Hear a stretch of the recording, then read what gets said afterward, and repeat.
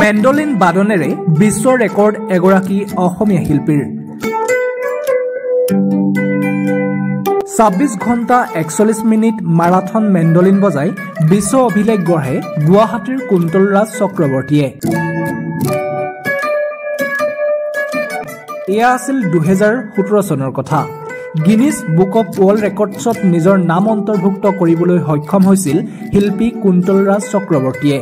কিন্তু ৪ বছৰ পাছত অষ্ট্ৰেলিয়াৰ এজন শিল্পীয়ে তেওঁৰ এই ৰেকৰ্ডটো ভংগ কৰে। তাৰ পাছতেই ২০২৪ বৰ্ষত পুনৰ গিনিজ বুক অৱ ৱৰ্ল্ড ৰেকৰ্ডছৰ বাবে ৩৬ ঘণ্টা মাৰাথন মেণ্ডলিন পৰিৱেশন কৰে কুন্তল ৰাজ চক্ৰৱৰ্তীয়ে। কেৱল এয়াই নহয়, অহা ৩১ জানুৱাৰীত পুনৰ বিশ্ব অভিলেখৰ বাবে সাজু হৈছে শিল্পীগৰাকী। এইবাৰ ৪৮ ঘণ্টা মাৰাথন মেণ্ডলিন বজোৱাৰ প্ৰস্তুতি চলাইছে শিল্পীগৰাকীয়ে।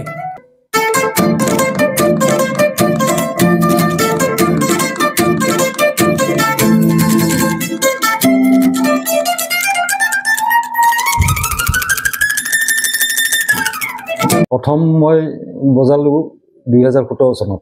২০১৭ চনত ২৬ ঘণ্টা ৪১ minute non stop marathon mandolin বজাই মই গিনিজ ৱৰ্ল্ড ৰেকৰ্ড কৰিছিলোঁ।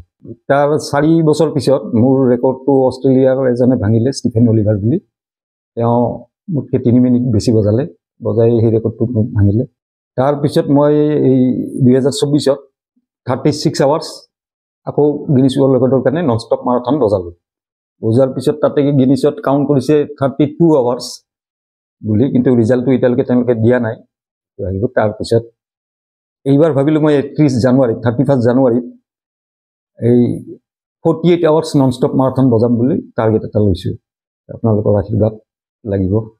সপ্তম শ্ৰেণীত পঢ়ি থকাৰ পৰা তেওঁ মেণ্ডলিন বজাবলৈ আৰম্ভ কৰিছিল। গুৱাহাটীতে মেণ্ডলিন বাদনৰ আনুষ্ঠানিক শিক্ষা গ্ৰহণ কৰিছিল শিল্পীগৰাকীয়ে। গিনিজ বুক অৱ ৱৰ্ল্ড ৰেকৰ্ডছৰ লগতে এছিয়াৰ ভিতৰত অনুষ্ঠিত ইণ্ডিয়া ৱৰ্ল্ড ৰেকৰ্ডছতো নাম সন্নিৱিষ্ট কৰিছে কুন্তল ৰাজ চক্ৰৱৰ্তীয়ে। ক্লাছ 7-8 ধৰক 7-8ৰ পৰা বজাইছে। মেণ্ডেলখন লৈ শিকিলোঁ মই আমাৰ ৰাজগড়ত, গুৱাহাটীৰ ৰাজগড়ত। এই আমাৰ জনি জোচেফ ছাৰ আছিল, তেখেতে জয়ন্ত হাজৰিকাৰ লগতো বজোৱা টিউন চিউন কৰিছিল। তেখেতৰ তাত মই ১.৫-২ বছৰ শিকিলোঁ। মানে প্ৰথম মই নন ষ্টপ মাৰাথন বজাম বুলি ধৰা নাছিলোঁ। মই ভাবিছিলোঁ যে কিবা এটা ৱৰ্ল্ড ৰেকৰ্ড কৰোঁ। তেতিয়া মই প্ৰথম বজালোঁ হাই স্পীডত মই ইণ্ডিয়া ৱৰ্ল্ড ৰেকৰ্ড কৰিলোঁ। এইটো এছিয়াৰ ভিতৰত হয়। মই 800 BPM-ত মেণ্ডলিন বজালোঁ। তাৰমানে 800 BPM মানে বিটিংছ পাৰ মিনিট। 800ত বজাই মোৰ এই ৱৰ্ল্ড ৰেকৰ্ডটো ইণ্ডিয়া বুক অফ ৱৰ্ল্ড ৰেকৰ্ডত নামটো আহিল। তাৰপিছত ভাবিলোঁ গিনিজৰ কাৰণে এই ৰেকৰ্ডটো কৰোঁ।